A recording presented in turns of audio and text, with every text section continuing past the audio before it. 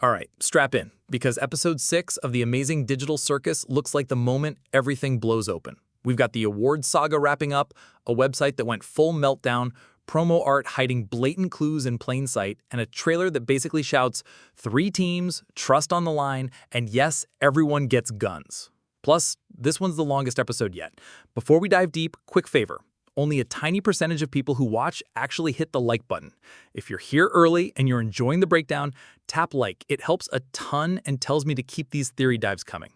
So, the awards event finally ended after almost 2 weeks, and the last day wasn't just chaotic, it felt like the show leaking into reality. The event hub started acting possessed, visuals changing, buttons stuttering, a flood of Kane all over the place. It didn't look random, it looked deliberate, like the ringmaster hijacked the scoreboard out of pure pettiness. And even with all that noise, the final vibe was the exact opposite of what he wanted. Pomni on top, Kane sinking to the bottom. If you're paying attention to the metagame, that's not just a joke, it's a message. The person who clings to control is losing control, and the character who fights to stay herself keeps rising. Feels like a thesis statement for episode 6. Now, about those teasers Glitch posted to hype the event. The last big one before voting ended basically smuggled episode 6 into a poster. That prop isn't just a random gag, it's the centerpiece of the next game. The gun is loaded, it's labeled, and it's connected to Kane. Not because the episode wants to glorify anything, this show uses props like drills on your brain. The point isn't pew-pew, it's pressure. Put a trigger in someone's hand and watch what happens to trust. And if you scan the character photos in that image, the placements aren't accidental. The closest faces?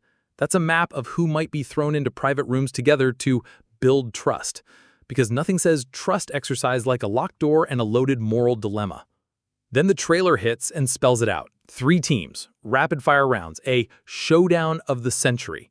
The whole cast is buzzing, a certain metal-voiced newcomer gets teased and rejected for being too gun, and Kane keeps hamming it up like a game show host covering a panic attack. The kicker? Runtime, over 33 minutes. That means there's finally enough room to let character beats breathe instead of sprinting past them. In this series, time equals damage. The longer it goes, the deeper it cuts. Let's talk structure, because this episode screams rule set. 3 teams means we're getting a score system. Expect quick challenge bursts where aim doesn't matter as much as alignment. Think, point at the person you trust most. Choose a partner to enter the booth. Sacrifice a point to save another team.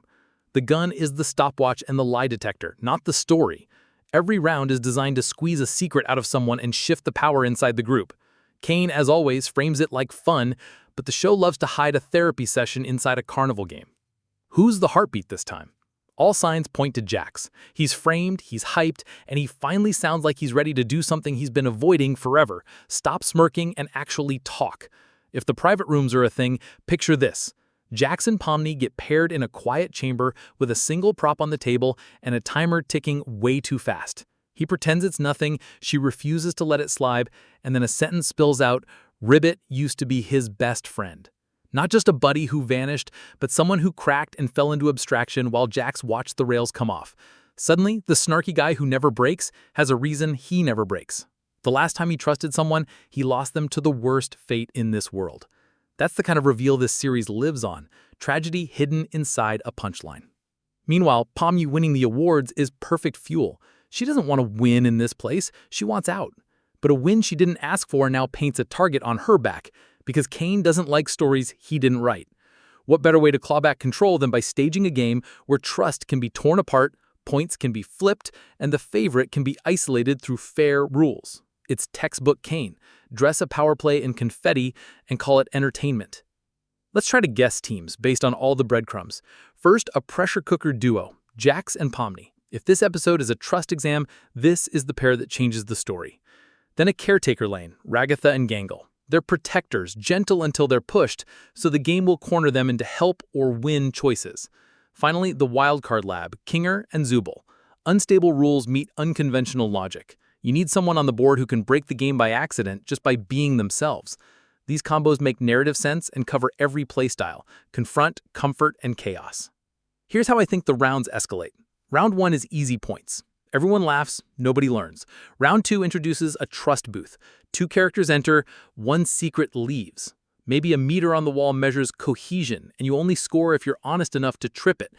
Round 3 adds a twist that punishes lone wolves. You can score big, but only if your partner chooses to put the gun down at the last second. That's the kind of dilemma that turns this from a carnival shootout into a confession chamber. And remember that runtime. 33 minutes doesn't just allow room for action, it gives the episode enough space for silence. The best scenes in this series are the ones where someone finally runs out of jokes. Kane's arc here is just as interesting. This is the most desperate he's ever looked, hiding it with extra showmanship. If the awards proved he can't steer the audience, he'll try to steer the cast. The game will keep changing midstream for excitement, but really to herd people toward a specific blow-up. If the site meltdown was a warning shot, Episode 6 is the full plan. Rig the board, pull everyone into separate rooms, make them choose between comfort and truth. That's how you frag a friend group without lifting a finger. Now, about that Mr. Gun gag the trailer teased. It reads like pure comedy until it doesn't. If an object gets personified and then removed for being too gun, that's basically the episode saying the object is the villain. Not a character with a face, but a tool that turns people into versions of themselves they don't like. It's the show's way of telling us we're not really watching a shootout, we're watching a mirror. Let's sketch the turning point. Mid-episode, Jax hits his limit. Maybe he snaps at Pomni, or maybe he tries to clown his way past the booth and the booth doesn't buy it. The meter drops, points get ripped. Their team sinks. That forces a second trip inside. No jokes, no timer, no safety. He admits why he doesn't let anyone in. The episode lands its cleanest punch, not with a bang, but with a sentence that finally hurts to say. That's when the trust meter spikes, the scoreboard flips, and the game accidentally proves Kane wrong about how people work. Endgame? I don't think the winners are the best shots. I think the winners are the only pair who refuse to play Kane's way. Someone holsters the prop, someone speaks the truth, and the scoreboard breaks in their favor. Kane declares fair is fair, but we all know he's seething. Expect the last-minute twist that says, "Great job, now here's the cost." Maybe the board tallies the most honest team, and that very honesty triggers a penalty. Or maybe a character the episode made us trust gets flagged as a risk for abstraction. Not because they're weak, but because they finally opened up. That's the kind of cruel irony this world loves. If I had to put money on a final image, a scoreboard raining confetti, applause looping just a little too long, and two characters walking back to the group different than they left. One lighter, one terrified. Off to the side, a lonely prop sits on a crate as if it wants to speak again. The lights dim, the game resets, and somewhere in the rafters, Kane's smile twitches. Perfect setup for episode 7. Quick note for the real ones who made it this far, hit that like button. Seriously, so many of you watch and forget to tap it, and it takes 2 seconds. It pushes the video to more fans of the series and lets me go even deeper on these breakdowns. Drop your team predictions and any hidden details you spotted in the posters or the site UI, especially who you think gets paired in the trust rooms. I'll be reading and pinning the sharpest theory. Circle the date. Next Friday, August 15th. Longest episode yet. 3 teams enter, trust gets tested, and the show finally puts its meanest idea on the table. When you force people to choose, you don't find out who they want to be. You find out who they already are. See you there. And hey, don't forget to like before you go.